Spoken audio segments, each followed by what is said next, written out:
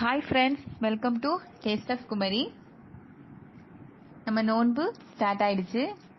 இப்போ இந்த டைம்ல நான் ஒரு இஃப்தார் ஒரு ஈவினிங் ஸ்நாக்ஸ் தான் ரெடி பண்ண போறேன். வீடியோக்குள்ள போற முன்னாடி நம்ம சேனலுக்கு நீங்க புதுசுனா கீழே இருக்கிற ரெட் கலர் சப்ஸ்கிரைப் பட்டனை கிளிக் பண்ணுங்க. கூடவே ஒரு பெல் பட்டன் வரும், அதையும் சேர்த்து கிளிக் பண்ணிட்டா நாங்க போடுற ஒவ்வொரு வீடியோவும் உங்களுக்கு நோட்டிபிகேஷன்ல வரும். வாங்க வீடியோக்குள்ள போலாம்.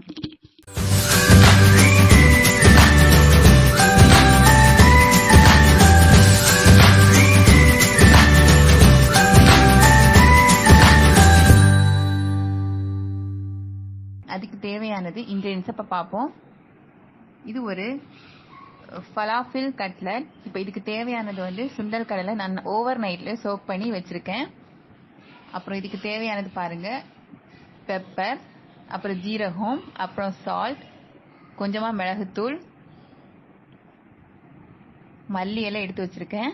இதுக்கு தேவையானதே இந்த 2 இன்கிரீடியன்ஸ் தான், சுண்டல் கடலை அப்புறம் மல்லி இலை, அப்புறம் பாதி ஆனியன் கட் பண்ணி வச்சிருக்கேன், அப்புறம் லெமன், அப்புறம் 3 பல் பூண்டு, அப்புறம் இது சிறிதளவு சோடா உப்பு நீங்க ஆட் பண்ணிக்கோங்க. தென் நான் ஒரு முட்டை ஆட் பண்றேன். இது ஒரு கிறிஸ்பினஸ்க்கு தான். உங்களுக்கு ஃப்ளேவர் பிடிக்கலன்னா நீங்க ஸ்கிப் பண்ணிடலாம். இப்போ பார்க்கலாம் எப்படி பண்ணலான்னு. இப்போ கிரைண்ட் பண்றதுக்கு நம்ம ஜார் எடுத்து சோக் பண்ணி வச்சிருக்க சுண்டல் கடலை ஆட் பண்ணிட்டேன். தென் இப்போ பெப்பர் ஆட் பண்றேன், அப்புறம் ஜீரகம்,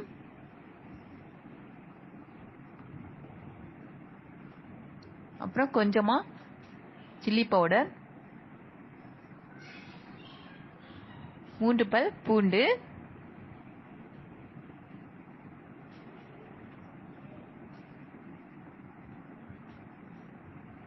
half லெமன் ஜூஸ் ஆட் பண்றேன்.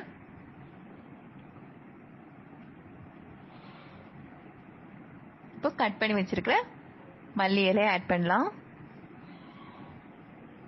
கலர் கொடுக்கறதே இந்த மல்லி இலை தான். அப்புறம் half ஆனியன் எடுத்து வச்சிருந்ததை கட் பண்றதை போடலாம்.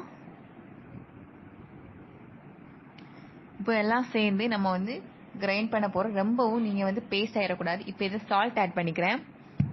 ரொம்பவும் பேஸ்டாவும் அரைக்கக்கூடாது, அதே சமயம் குறைன்னு அரைக்கக்கூடாது. மீடியமா நீங்க கிரைண்ட் பண்ணிக்கோங்க.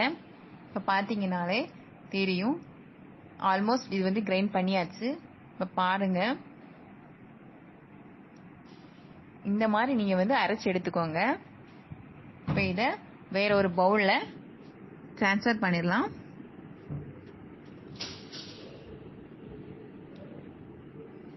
இப்போ இதுல நம்ம சோடா ஆட் பண்ணிக்கிறேன். பிஞ்ச் ஆஃப் சோடா போதும், ரொம்ப ஜாஸ்தி ஆட் பண்ணாதீங்க. இப்போ இதுல ஒரு முட்டை போட்டு மிக்ஸ் பண்ணிக்கோங்க.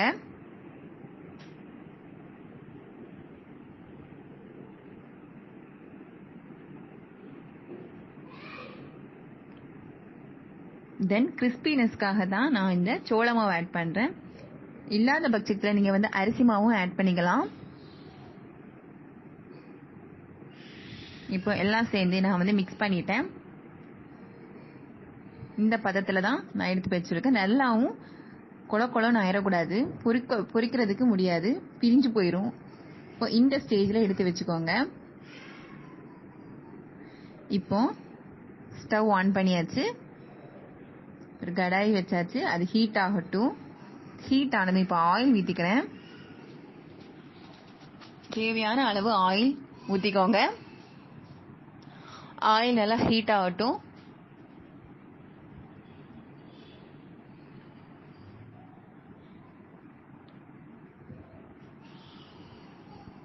இப்போ நல்லா ஹீட் ஆயிடுச்சு. இப்போ மீடியம் ஃப்ளேம்ல வச்சுக்கோங்க. இப்போ நம்ம பிடிச்சு வச்சிருக்க அந்த ஃபலாஃபில் கட்லட் கொஞ்சம் கொஞ்சமா போட்டு எடுத்துக்கோங்க.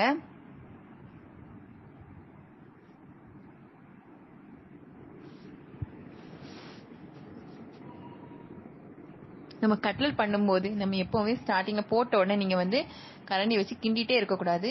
அது செட் ஆகும், தெரியும் ஆட்டோமேட்டிக்கா, அது மேல வரும். அப்ப நீங்க மாத்திக்கலாம். இப்ப பாத்தீங்கன்னா இது ரெடி ஆயிடுச்சு, கலர் சேஞ்ச் ஆயிடுச்சு.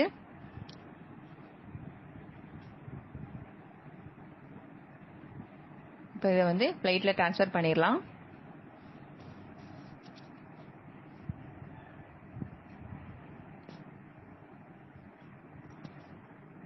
நம்ம எக்ஸ்ட்ரா இப்போ பவுல் பண்ணி வச்சுருக்கதையும் இதை போட்டு பொரிச்சு எடுத்துடலாம். மோஸ்ட்லி இந்த ஃபலாஃபில் கட்லெட் வந்து இந்த ஊரில் வந்து பண்ண மாட்டாங்க. இது வந்து கேரளா அப்புறம் அப்ராடில் தான் இந்த ஃபலாஃபில் வந்து ஃபேமஸ். இப்போ நீங்கள் கண்டிப்பாக இந்த இஃப்தாருக்கு இந்த ஸ்நாக்ஸை நீங்கள் வந்து செஞ்சு பாருங்கள். டேஸ்ட்டாக இருக்கும், ஹெல்த்தியும் கூட. குழந்தைங்களும் இதை விரும்பி சாப்பிடுவாங்க.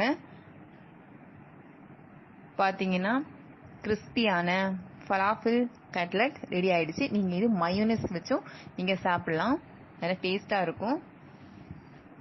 கண்டிப்பாக வீட்டில் ட்ரை பண்ணி பார்த்துட்டு எப்படி இருந்துச்சுன்னு கமெண்ட்ல சொல்லுங்கள். பாய்.